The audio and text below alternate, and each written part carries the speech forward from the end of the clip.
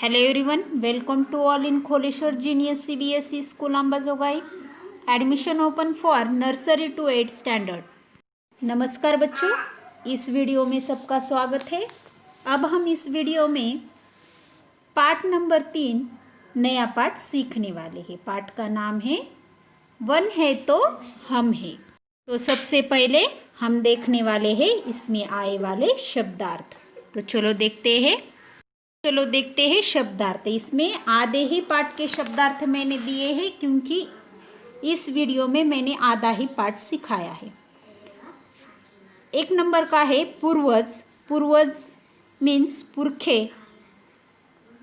दूसरा है अगला है अपार. अपार मीन्स बहुत अधिक. आगे है पर्व. पर्व मीन्स उत्सव त्योहार. और आखिरी है प्रवास. प्रवास मीन्स रहना.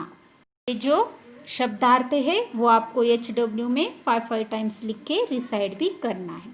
तो चलो हम पाठ के लिए शुरुआत करते हैं.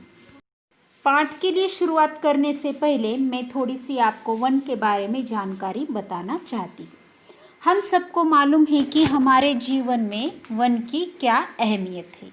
वन नहीं है तो हम नहीं है. इसलिए पाठ का नाम है वन है तो हम हैं.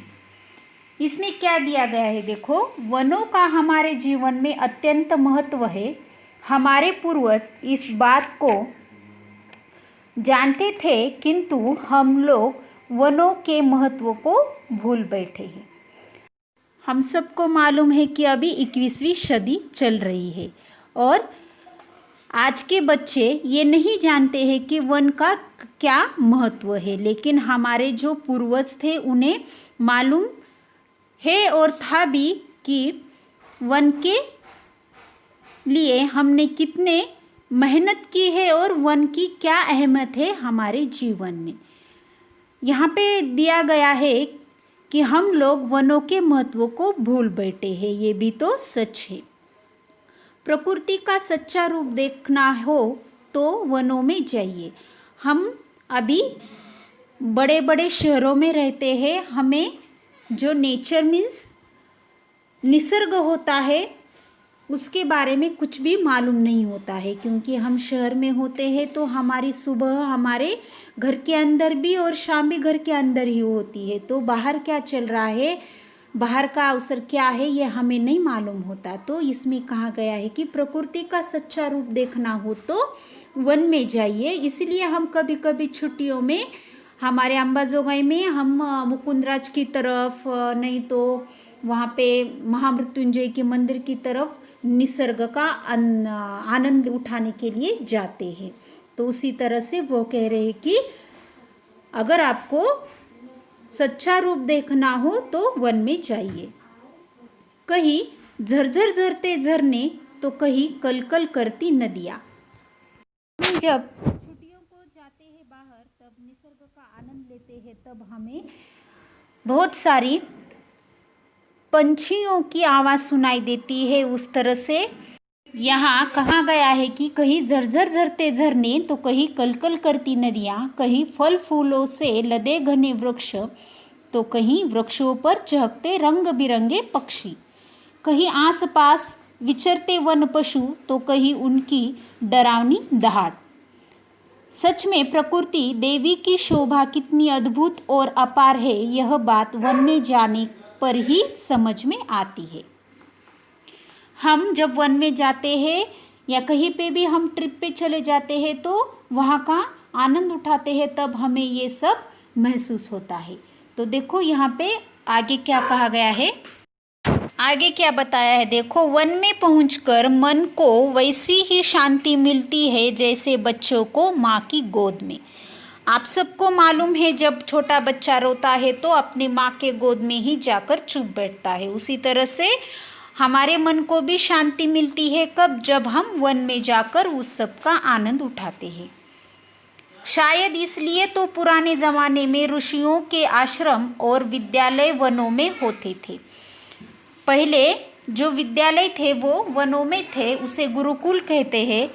और वहाँ पे ही शिक्षा दी जाती है। राजा महाराजा अपने राजकुमारों को नगर से दूर बने उन विद्यालयों में पढ़ने भेजते थे।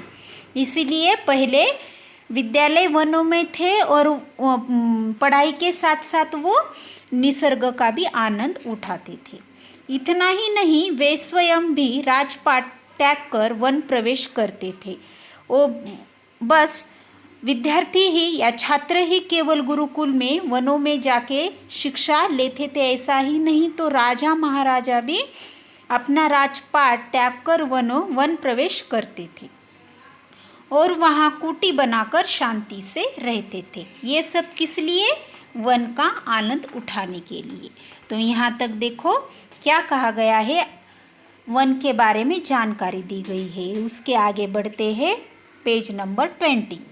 आगे का क्या कहा है देखो, वनों में हमारा संबंध युगों युगों से चला आ रहा है। हमारे पूर्वज वहाँ थे, वहाँ पे सीखे, वहाँ पे रहे, तो हमारा संबंध जो है युगों युगों से वन से संबंध चला आ रहा है। हमारे पूर्वज वन में रहते थे, नगरों में बस जाने के बाद भी वे पर्व त्योहार और मेलों के बहाने दौड़कर प्रकृति के निकट चले जाते थे।